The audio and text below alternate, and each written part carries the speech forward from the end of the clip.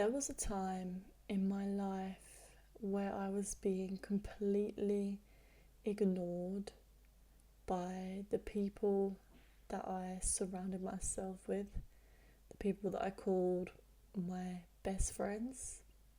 You might be in this situation yourself where you are blatantly being left out or ignored by your so-called friends. This can be such a confusing time.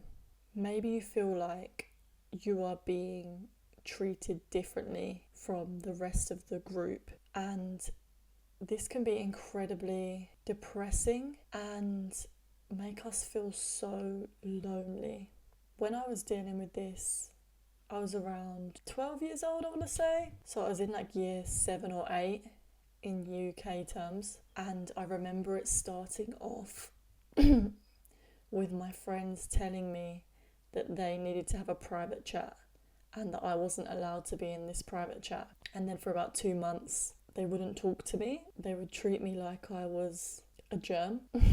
They stopped inviting me to things outside of school, and this was incredibly painful for me. I remember feeling so embarrassed, so ashamed, and I did not even tell one single soul. Like, the only people that knew about it were the people that were involved in it. I didn't tell my parents, I didn't tell my family. I thought it was so embarrassing. I actually avoided people knowing. I didn't want people to know. I was like, God, if people find out, they'll realise how uncool I am. Hi, my name is Amy, and in this video I'm going to be talking about my experience with not fitting in. This video is for my younger self, and I'm going to tell you 5 things that I would tell my younger self going through this, knowing what I know now. I have learned some of the biggest lessons of my life from this experience. Thank you guys so much for your comments and subscribing to my channel. First thing that I want to talk about is the law of attraction and the law of mirroring. This universe is a mirror, and our reality is mirroring back to us our subconscious beliefs, thoughts, and these can be deep, so deep that we're not aware of them. They're not part of our conscious reality. And when I think about the law of attraction, the law of mirroring, and I think back to this situation that I was in, my need to have them around was so strong. And this was a reflection of how I thought about myself, how I was kind of externalizing my coolness, my attractiveness to the people that I was hanging around with. I basically thought that I needed these people in order to be wanted or attractive or cool. So when they started to push me away, it felt like my whole world was crashing down, because I was getting so much of my self-esteem. It wasn't even self-esteem. It was like externalized esteem. When that was removed, it was so painful. I resisted it so much to the point where I didn't want anyone to know. I tried so hard to get them friendships back. Looking back now, I would ask myself, what is it that you're getting from these people? There is always a reason and a need that is being filled when we are staying in situations that might not even serve our highest good, whether that is a job or a friendship or a relationship. We tend to stay in these relationships that aren't serving us because they are actually filling a need. You know, is this relationship helping you to feel higher levels of self-esteem? Is it giving you a sense of safety or security? You know, it could be any need. The next question I would ask is there any other ways that you can go about getting this need met, getting creative?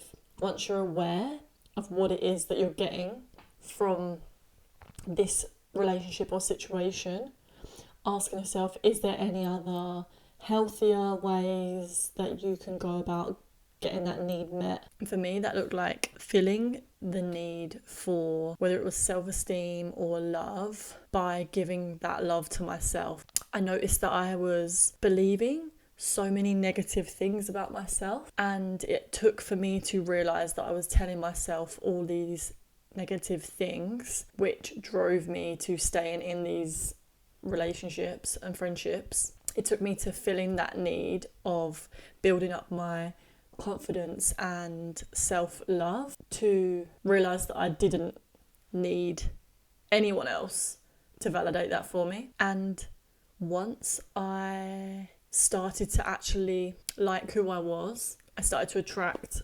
such better friendships into my life. Just being your true authentic self, you are amazing as you are.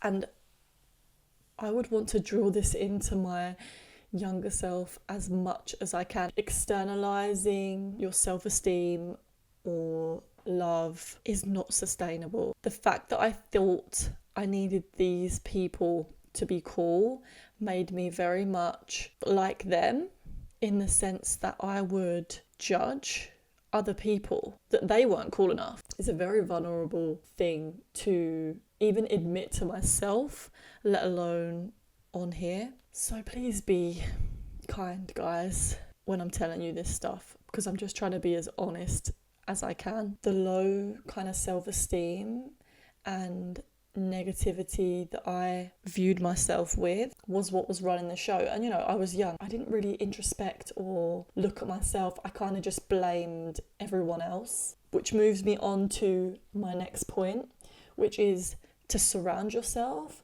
with people that are treating you how you want to be treated. Observe how people treat their friends. Do you think that if people treat their friends a certain way, then that's how they're going to treat you? Let me know in the comments below. If something is a no for you internally and you can feel it in your body that this is not okay, allowing that and saying yes to it is crossing your own boundary. I remember for years just wanting a big group of friends because I thought that was like what made you cool. Again, it all comes back to like me wanting to be cool and like liked. And what I would tell myself now is that the quality of your friends is so much more important than the quantity. I mean, I was friends with people that would put me down, put others down, and this really bred insecurity and low self-esteem and fear of being myself, fear of expressing myself. And when we surround with people that are like really unsupportive or negative towards us, putting us down, calling us names, or even doing that to other people, I think that can breed more insecurity and low self-esteem. And because I chose to surround myself with people like this, it created so much low self-esteem and lack of confidence within myself that I didn't even realize until I was in like my 20s. And I started to meditate and look within and listen to how I was speaking to myself and where all these negative thoughts about myself were coming from. The next point that I've written down is that neediness repels people. And I remember during this time when I was at school and I was experiencing being pushed away, I was resisting it so much that I was trying to cling onto those friendships. I didn't want to be like the person at school that had no friends, and so I resisted it so much. And I think that my needing to be friends with these people pushed them away even more because I wanted it so much. That's what was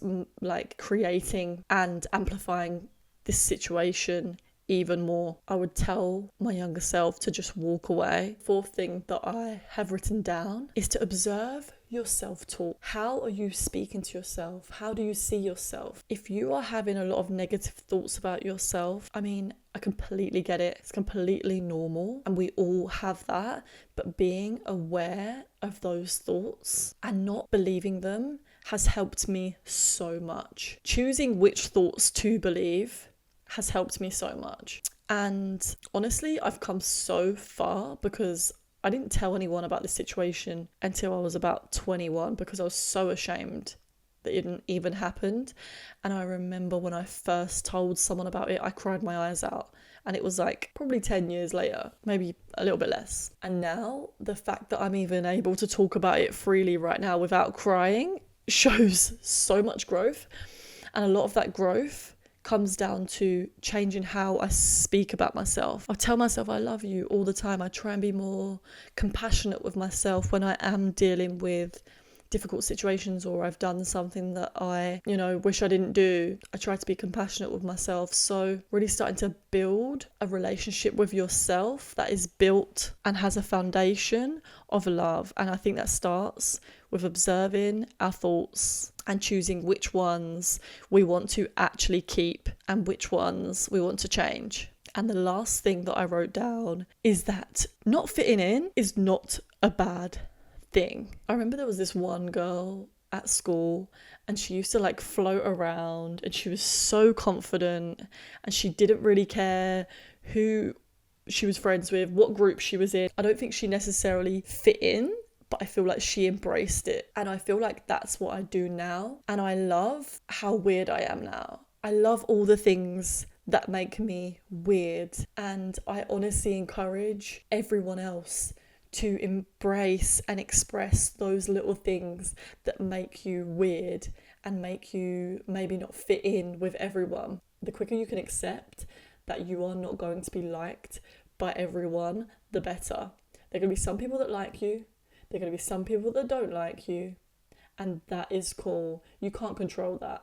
Like, I wish I had stopped trying to control who didn't like me. Like, that is not my business, I wish I'd embraced the people that really did like me more. And I'm so sorry to those people that I didn't see. I think I was so focused on trying to get my friends back and fitting in with the people that I wanted to fit in with, that I wasn't seeing the opportunities of the people that actually really liked me and loved me. How do you feel like you don't fit in? Like, what are the things that you feel like make you not fit in? Let me know in the comments below and let's embrace them together. But that is it for today's video, guys. Thank you for your comments. Thank you for subscribing. And hopefully I will see you in the next video. So goodbye.